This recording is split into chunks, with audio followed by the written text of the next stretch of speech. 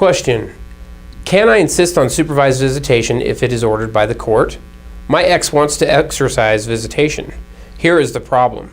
He was arrested for domestic violence in another state a few years ago, and he's always been an alcoholic, and I'm worried about my daughter being subjected to that in his care during visitation. What can I do? Answer: yes, you can have visitation, or parent time as it is called now, if you can meet the requirements of Utah Code Section 30-3-34.5. Parent time can be ordered supervised if you prove to a court that the child would be subject to physical or emotional harm or child abuse as described in Section 76-5-109 from the non-custodial parent if left unsupervised with the non-custodial parent.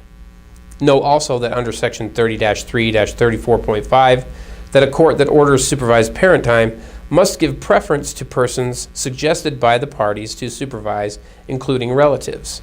If the court finds that the persons suggested by the parties are willing to supervise and are capable of protecting the children from physical or emotional harm or child abuse, the court shall authorize the persons to supervise parent time.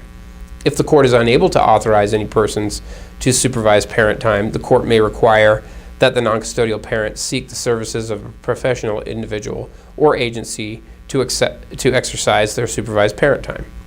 At the time supervised parent time is imposed, the court must consider whether the cost of professional or agency services is likely to prevent the non-custodial parent from exercising parent time, and whether the requirement for supervised parent time should expire after a set period of time.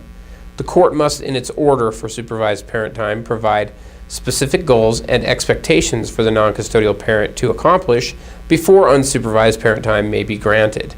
The court also must schedule one or more follow-up hearings to revisit the issue of supervised parent time. A supervised parent may at any time petition the court to modify the order for supervised parent time if the supervised parent can demonstrate that the specific goals and expectations set by the court have been accomplished.